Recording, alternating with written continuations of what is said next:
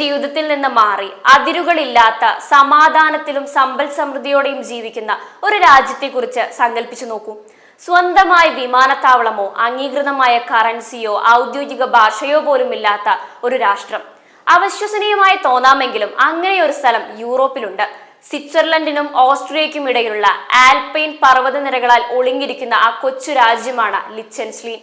ഏകദേശം 30,000 മാത്രം ജനസംഖ്യയുള്ള ലിച്ചൻസ്റ്റീനിലെ മനോഹരമായ മധ്യകാല കോട്ടകളും മഞ്ഞുമൂടിയ ആൽപ്സ് പർവ്വതനിരകളാൽ മനോഹരമാണ്.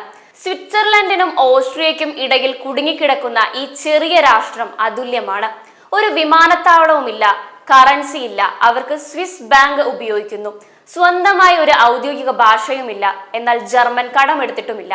എന്നിട്ടും ഇത് ഭൂമിയിലെ ഏറ്റവും സമ്പന്നവും സുരക്ഷിതവുമായ രാജ്യങ്ങളിൽ ഒന്നാണ്. സ്വന്തമായി കറൻസിയോ ഭാഷയോ ഇല്ലെങ്കിലും ലിച്ചൻസ്റ്റീന്റെ ബാങ്കിംഗ് സാങ്കേതിക വ്യവസായങ്ങൾ ലോകമെമ്പാടും പ്രശസ്തമാണ്. ഇത് രാജ്യത്തെ സാമ്പത്തികമായി വളരെ ശക്തമാക്കുന്നു. കുറ്റകൃത്യങ്ങളുടെ നിരക്ക് വളരെ കുറവായതിനാൽ ലിച്ചൻസ്റ്റീനിൽ ഏകദേശം 100 പോലീസുകാർ മാത്രമേ ഉള്ളൂ. രാത്രിയിൽ ആളുകൾ വീടിന്റെ വാതിലുകൾ പൂട്ടാൻ പോലും മെനക്കെടാറില്ല എന്നത് ഈ രാജ്യത്തിന്റെ സുരക്ഷാ നിലവാരം എത്രത്തോളം ഉണ്ടെന്ന് വ്യക്തമാക്കുന്നു. സൗന്ദര്യത്തിന്റെയും ശുചിത്വത്തിന്റെയും സമാധാനത്തിന്റെയും പ്രതീകമായി ഈ രാജ്യം കണക്കാക്കപ്പെടുന്നു. ചെറുതാണെങ്കിലും ലിച്ചൻസ്റ്റീൻ ലോകത്തിന് നൽകുന്ന പാഠം വലുതാണ്.